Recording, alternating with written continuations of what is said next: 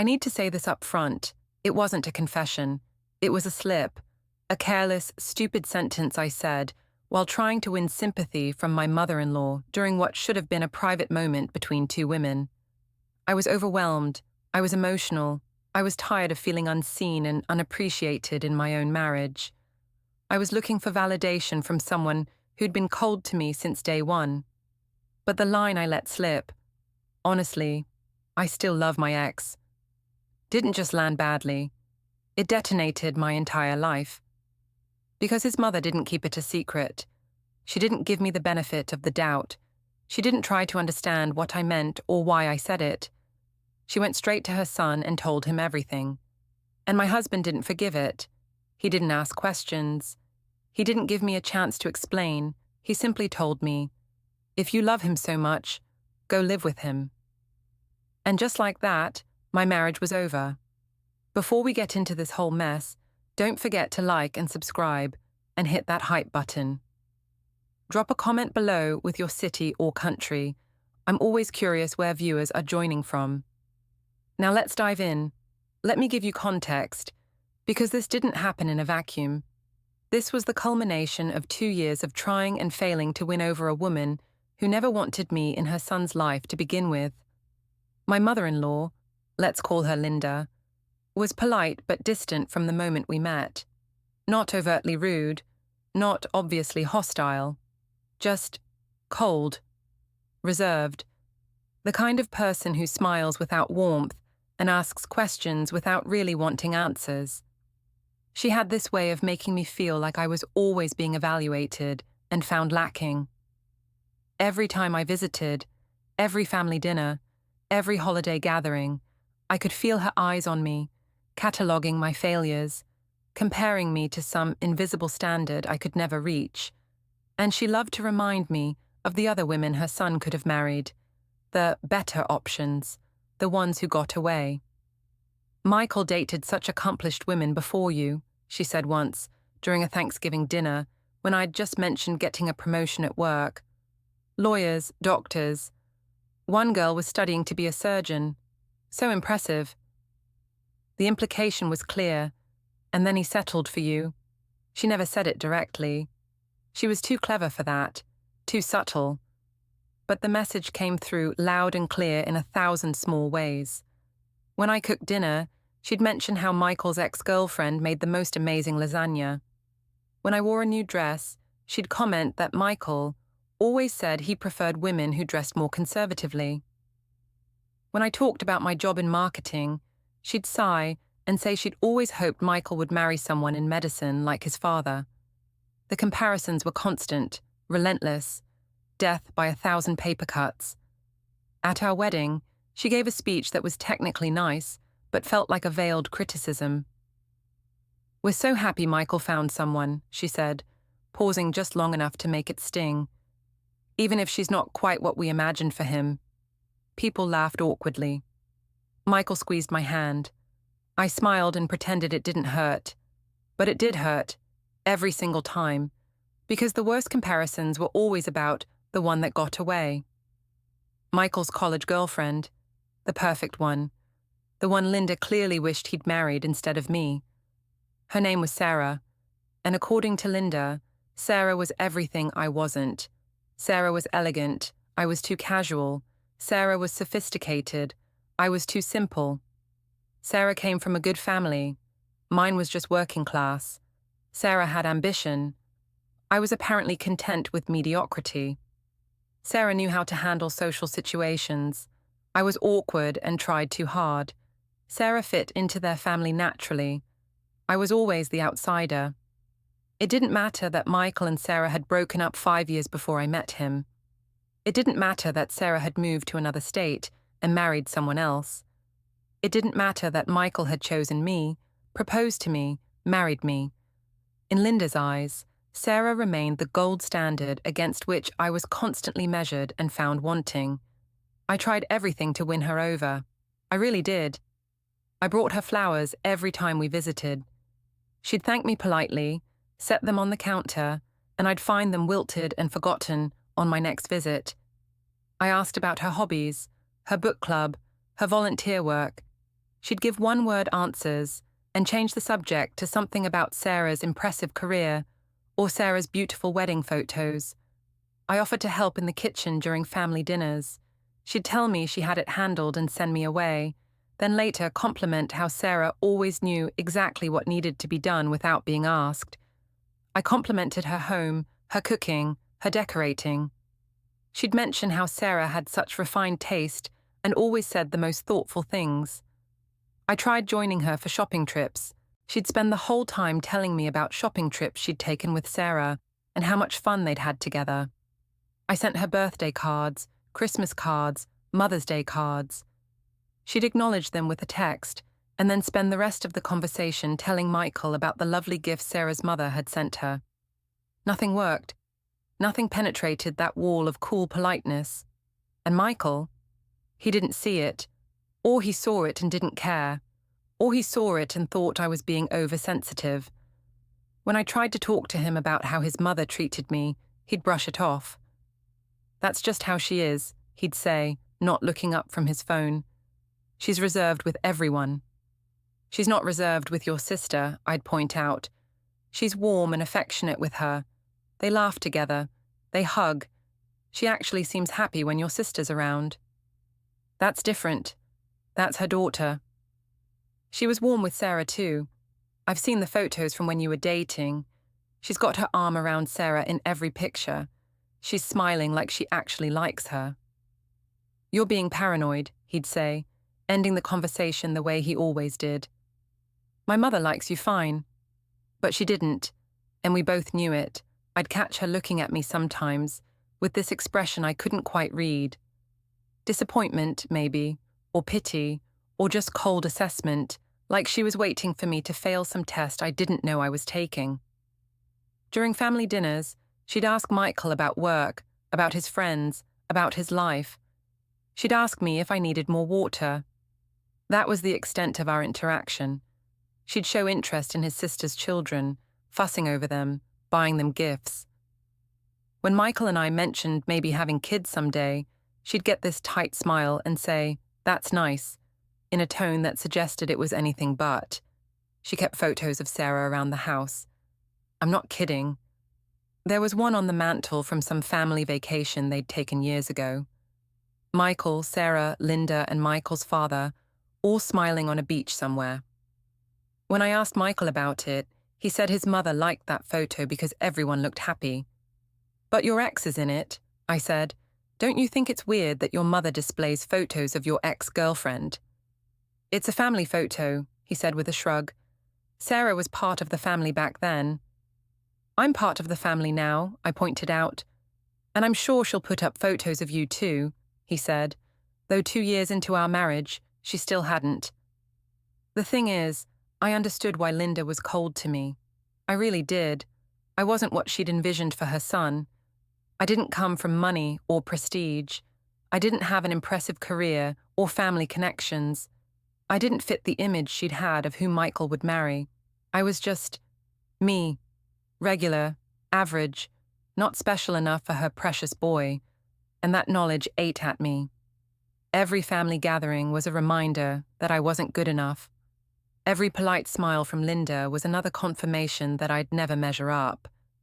Every mention of Sarah was a reminder that I was the consolation prize. I wanted her approval so badly, it hurt. I wanted her to look at me the way she looked at photos of Sarah, with warmth and fondness and approval. I wanted her to talk about me the way she talked about Sarah. With pride and affection, I wanted to be enough.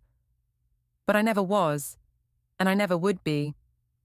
I tried talking to Michael about it more seriously once, about 6 months before everything fell apart. "Your mother doesn't like me," I said bluntly, one night after another uncomfortable family dinner. "She likes you fine," Michael said automatically. "No, she doesn't. And you know she doesn't. She compares me to Sarah constantly. She keeps photos of Sarah in the house. She talks about Sarah like she's the daughter she never had. Meanwhile, I'm just there, tolerated, endured." "You're being dramatic," Michael said, but there was something in his tone that suggested he knew I was right. "Am I?" I asked. Really? When was the last time your mother asked me about my life, my job, my interests? When was the last time she seemed genuinely happy to see me? Michael was quiet for a long moment. She's set in her ways, he said finally. She had a vision of who I'd end up with, and you're different from that. But she'll warm up eventually. You just need to give her time. It's been 2 years, I said. Then give her more time, Michael said, getting frustrated. What do you want me to do? Force her to like you? I can't control how she feels. You could defend me, I said quietly. When she makes those comparisons, when she brings up Sarah, you could say something, anything, instead of just letting it happen. I don't even notice half the time, he admitted. It all sounds like normal conversation to me. That's the problem, I said. It's normal to you. It's normal for your mother to treat me like I'm not good enough. It's normal for her to wish you'd married someone else. It's so normal you don't even see how much it hurts. I'm sorry, he said, but it didn't feel like he really understood. I'll try to pay more attention. But he didn't. Or if he did, he still didn't say anything when Linda made her subtle digs. And I stopped bringing it up because I was tired of feeling like the problem.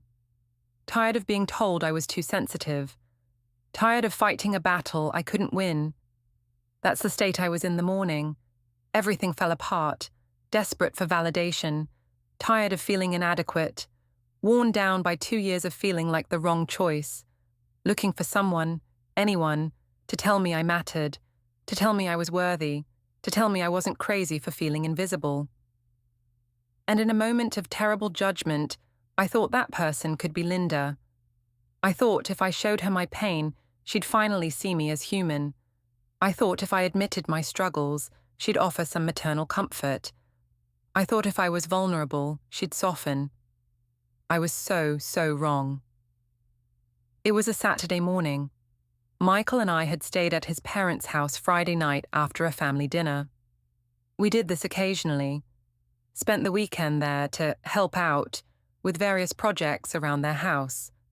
That morning, Michael and his father had gone to the hardware store to get supplies for some repair work. Linda and I were alone in the house. I'd woken up in a bad mood. Michael and I had argued the night before. Nothing major, just one of those small disagreements about nothing and everything. He'd been distant lately, distracted, working long hours and coming home too tired to really talk to me. I felt invisible in my own marriage, unappreciated, taken for granted. And that morning, when Linda offered me coffee in the kitchen, I saw an opportunity. A chance to finally break through her cold exterior. A chance to make her see me as a person, not just the disappointing woman her son had married. I thought if I opened up to her, if I showed vulnerability, she might soften. She might offer me some maternal warmth. She might finally accept me. I was so wrong. We sat at the kitchen table, coffee mugs in hand. Linda was reading the newspaper. I was scrolling through my phone, working up the courage to say something. Linda, I started, my voice tentative. Can I ask you something? She looked up from the paper, her expression neutral. Of course. Do you think... I paused, trying to find the right words. Do you think Michael is happy? With me, I mean. She set down the newspaper carefully. Why would you ask that? I don't know, I said, feeling tears prick my eyes. This was it. This was my moment to connect with her. Sometimes I feel like he's not really present, like he's going through the motions, like maybe he wishes he'd made a different choice. I waited for her to reassure me, to tell me I was being silly, to say that of course Michael loved me and I was imagining things. Instead, she said, marriage requires work. Perhaps you should focus on being a better partner. The word stung, but I pushed forward, desperate now to make her understand. I try, I said, my voice breaking slightly. I try so hard to be what he needs, but sometimes I wonder if I'm enough, if I'll ever be enough, especially compared to... I trailed off, but she knew what I meant, compared to Sarah, compared to the perfect ex-girlfriend she'd never stop mourning. Compared to what? Linda asked, her voice sharp. And that's when I made the biggest mistake of my life. I was emotional. I was seeking sympathy. I wanted to make her see that I was struggling too, that I had doubts too, that maybe her son wasn't the only one who could have done better. I wanted to level the playing field, to show her that I had options too, that I wasn't just lucky to have Michael. He was lucky to have me. So I sighed dramatically, looked down at my coffee, and said the words that would destroy everything. Sometimes I think I still love my ex. At least he made me feel wanted. The moment the words left my mouth, I knew I'd made a terrible mistake. I didn't mean it. Not really. I was just trying to... I don't know what I was trying to do. Make her feel bad for me? Make her see that I had value? Prove that other men had wanted me, even if she didn't think I was good enough? It was manipulative and stupid, and I regretted it instantly. But I couldn't take it back. Linda froze. Her coffee cup stopped halfway to her lips. She just stared at me, blinking slowly, her face completely unreadable. The silence stretched out painfully. I wanted to laugh it off, to say I was joking, to explain that I didn't mean it literally, but my mouth wouldn't work. I just sat there, watching her process what I'd said. Finally, she set down her cup with deliberate care. "I see," she said quietly. That was it. Just, "I see." Then she stood up, took her coffee, and walked out of the kitchen without another word. I sat there alone, my hands shaking, my stomach churning with anxiety. What had I done? What had I just told her? I tried to convince myself it would be okay, that maybe she'd keep it to herself, that maybe she'd forget about it, that maybe she'd understand I was just having a moment of weakness and didn't really mean it. But deep down, I knew better. Deep down, I knew I'd just handed her the perfect ammunition to destroy me, and she wasn't going to waste it. For the rest of the morning, nothing happened. Linda acted completely normal. Too normal. When Michael and his father came back from the hardware store, she greeted them cheerfully. She asked about their trip. She suggested we all have lunch together. She didn't look at me strangely. She didn't treat me differently. She just acted like everything was fine, which made me more nervous than if she'd confronted me. During lunch, I kept waiting for her to say something, to bring up our conversation, to expose what I'd said, but she didn't. She chatted pleasantly about neighborhood gossip and upcoming family events. She asked Michael about work. She discussed plans for repainting the guest room. Michael was in a good mood. He joked with his father. He held my hand under the table. He seemed completely oblivious to the tension I was feeling. I tried to eat, but the food tasted like cardboard. My stomach was in knots. Every time Linda spoke, I flinched, expecting her to reveal my secret. But she didn't. She was perfectly pleasant, perfectly normal. Maybe she really was going to keep it to herself, I thought. Maybe she understood that I was just venting. Maybe she'd decided to let it go. I should have known better. After lunch, Michael and I helped clean up. Then we said our goodbyes and headed home. The drive back to our apartment was quiet. Michael was scrolling through his phone. I was staring out the window, replaying the morning's conversation over and over. "You okay?" Michael asked at one point. "You've been quiet." "Just tired," I lied. "Didn't sleep well." "Me neither," he said, giving my knee a squeeze. "That guest bed is terrible." He smiled at me. Sweet, trusting, completely unaware. I thought I'd gotten away with it. I didn't know that Linda had texted him during lunch. I didn't know she'd asked him to call her later that evening. I didn't know she was waiting for the perfect moment to tell him everything. I didn't know that she'd already decided exactly how to destroy me. We got home around 3 in the afternoon. Michael said he had some work emails to catch up on and disappeared into his home office. I tried to distract myself with TV, but I couldn't focus. I kept replaying what I'd said to Linda, analyzing her reaction, trying to predict what would happen next. Around 6, Michael emerged from his office. He looked different. His face was set in hard lines. His jaw was clenched. His eyes were cold in a way I'd never seen before. "We need to talk," he said. My stomach dropped. "About what?" "My mother called me."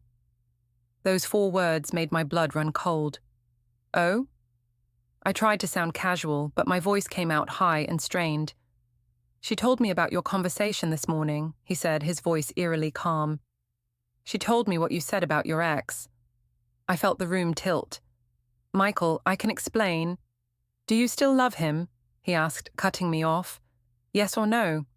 "No, of course not. I was just—" "Then why did you tell my mother you did?" His voice was so calm, so controlled. That scared me more than if he'd been yelling. "I was upset," I said desperately.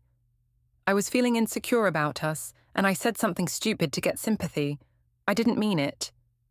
"You told my mother you still love your ex," he repeated slowly, like he was trying to make sense of the words. "You told her he made you feel more wanted than I do." "I was being manipulative," I admitted. "I was trying to make her feel bad for me. I thought if I said something dramatic, she'd finally see me as a person instead of just your inadequate wife." He stared at me for a long moment. Then, without a word, he walked past me toward our bedroom. I followed him, panic rising. "Michael, please, let me explain properly. Let me—" I stopped in the doorway.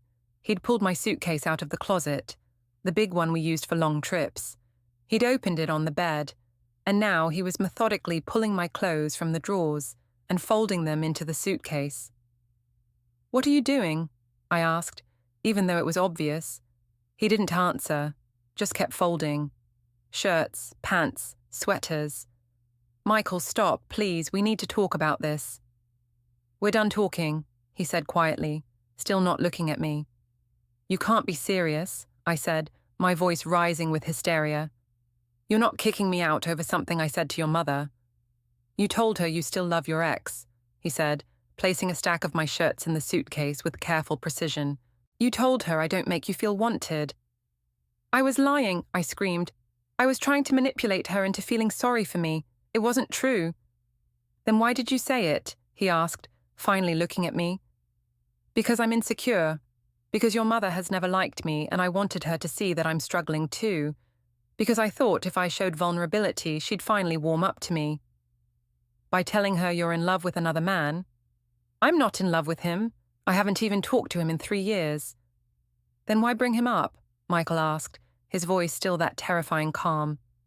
"Why tell my mother that he made you feel wanted? Why use him as a comparison to me?" I didn't have a good answer, because the truth was, I had used my ex as a weapon.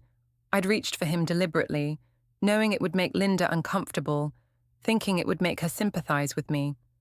I'd weaponized my past relationship to manipulate my mother-in-law, and now it was destroying my present. Michael went back to packing.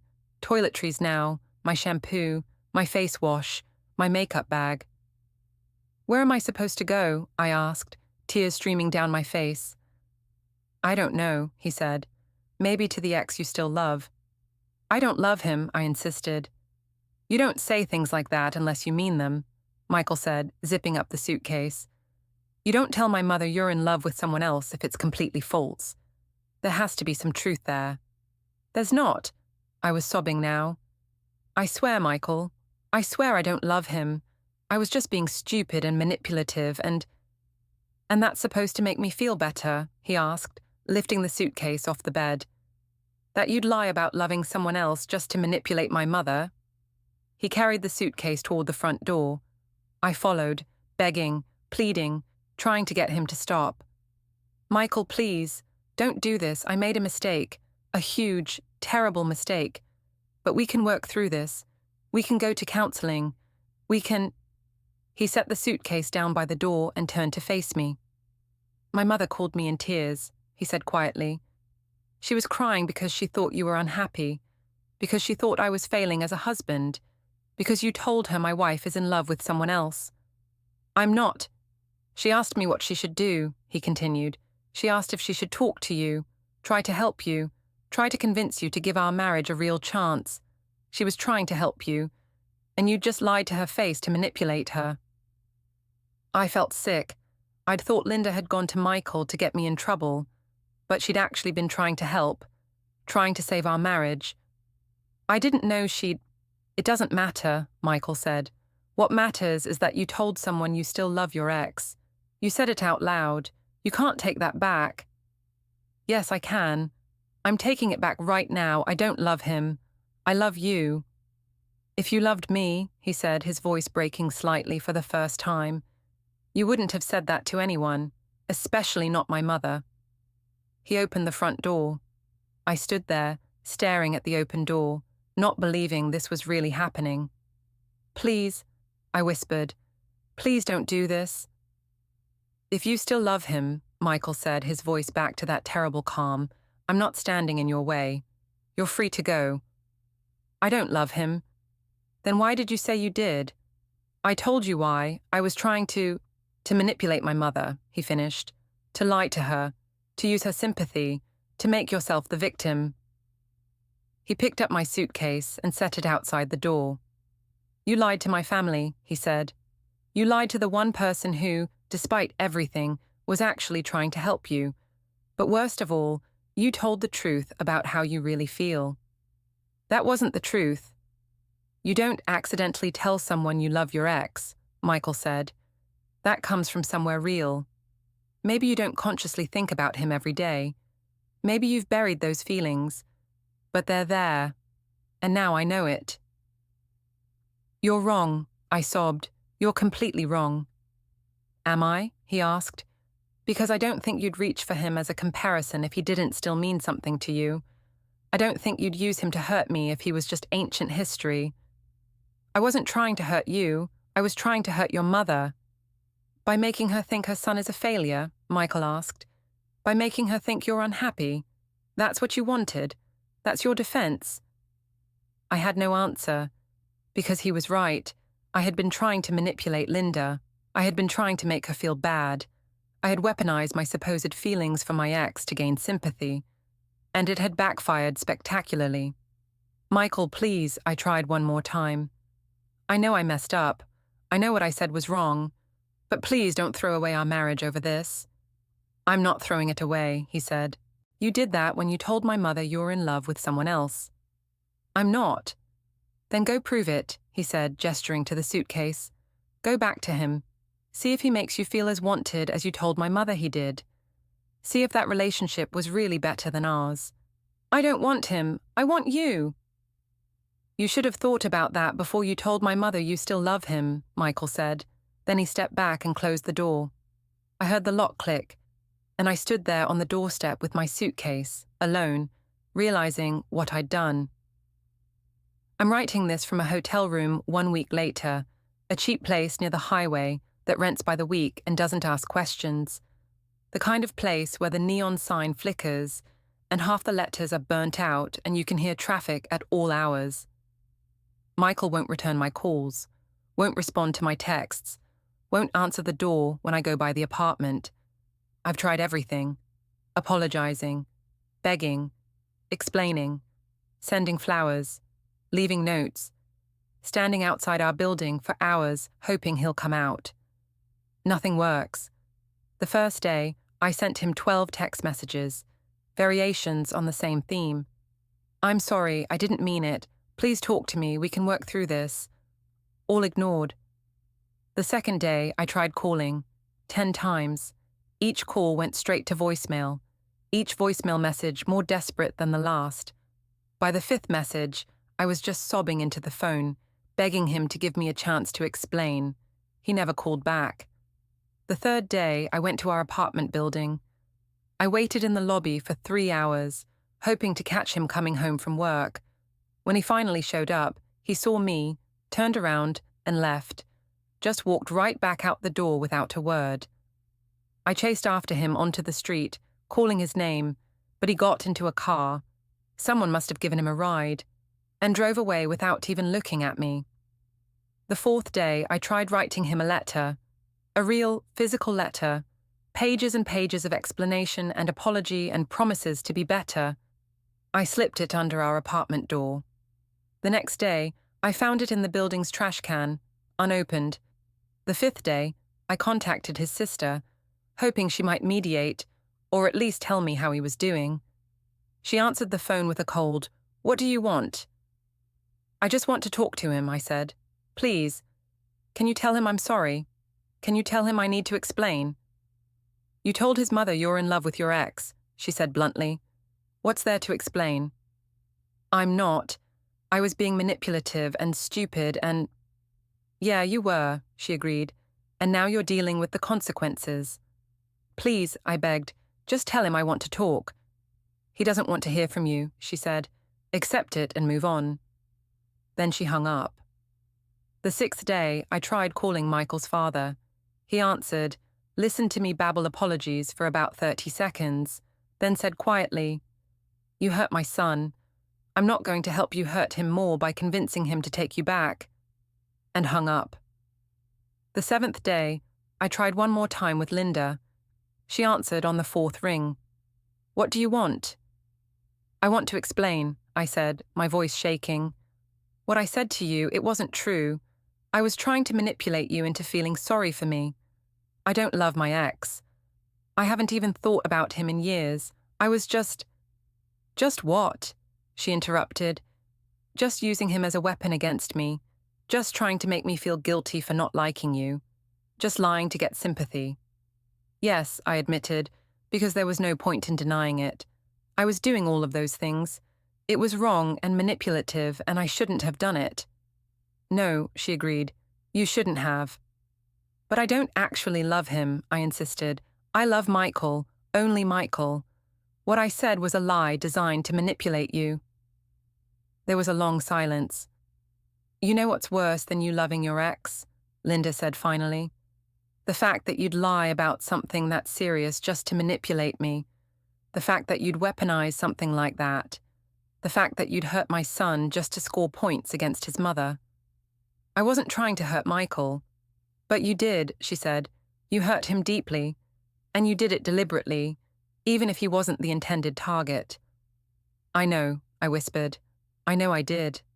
And I'm so sorry." "You should be," Linda said. "You should be sorry for lying, for manipulating, for being the kind of person who'd say something like that, for proving that every doubt I've ever had about you was justified." The words hit like a slap. "So you always thought I wasn't good enough for him," I said, bitterness creeping into my voice despite everything. "I thought you weren't committed to him," Linda corrected. "I thought you were settling. I thought you saw my son as a safe option, not the love of your life. And then you proved me right by telling me you're still in love with someone else." "I'm not—" "It doesn't matter anymore," Linda interrupted. "True or not, you said it. You can't unsay it. My son heard those words from my mouth, and now he has to live with knowing his wife told his mother she loves another man." "Please," I begged, "please talk to him. Please tell him I didn't mean it." "I already did," Linda said quietly. "I told him you claimed you were lying to manipulate me." "Do you know what he said?" I waited, holding my breath. "He said that somehow makes it worse. That you'd lie about loving someone else to score points with me. That you'd weaponize something that important. That you'd be that manipulative." My heart sank. "He's right," Linda continued. "It is worse. At least if you actually loved your ex, that would be an honest emotion. This is just calculated cruelty." "I didn't think—" "No, you didn't," she agreed. "You didn't think about how your words would affect my son. You didn't think about the damage you'd do. You just thought about yourself and what you wanted, just like you always have. That's not fair. Life isn't fair," Linda said, "but actions have consequences. You wanted my approval so badly, you were willing to hurt my son to get it. Well, congratulations. Now you have neither my approval nor my son." She hung up, and I sat there in my hotel room, staring at my phone, realizing that everyone in Michael's family had turned against me. Not just because of what I'd said, but because of why I'd said it. Because I'd been manipulative, calculating, willing to weaponize something as serious as loving someone else just to gain sympathy from a woman who never liked me. I've been going over and over it in my mind, trying to figure out what I could have done differently that morning. I could have kept my mouth shut. Could have just sat there drinking coffee in silence instead of trying to have a heart-to-heart with a woman who'd never wanted one. I could have talked about my marriage problems without bringing my ex into it. Could have said I felt unappreciated without making it a comparison to a past relationship. I could have been honest about my insecurities instead of trying to manipulate Linda's emotions. But I didn't. I reached for the cruelest, most manipulative thing I could think of. And now I'm paying the price. I keep replaying that morning. The look on Linda's face when I said I still loved my ex. The way she froze. The careful way she set down her coffee cup. The cold "I see" before she walked away. She must have known immediately what she was going to do. She must have decided in that moment to tell Michael, to let him know what his wife had said, to give him all the information and let him make his own choice. And he chose to end our marriage. I can't even blame him. Not really. Because even though I was lying, even though I don't actually love my ex, what I did was arguably worse. I used the idea of loving someone else as a weapon. I was willing to pretend I had feelings for another man just to manipulate my mother-in-law. I treated something that serious, that sacred, as a tool for gaining sympathy. What kind of person does that? A manipulative one, a selfish one, a person more concerned with winning approval than protecting her marriage. That's who I am, apparently. That's who I revealed myself to be in that kitchen with Linda. And now everyone knows it. Michael knows it. His family knows it. Even I know it now, even though I've been trying not to see it. I'm the kind of person who'd lie about loving someone else to manipulate sympathy. The kind of person who'd weaponize past relationships. The kind of person who'd hurt her husband to score points with his mother. No wonder Linda never liked me. Maybe she saw this in me all along. Maybe she recognized the manipulation, the selfishness, the willingness to say anything to get what I wanted. Maybe she was protecting her son from me all along, and I was too busy seeking her approval to see it.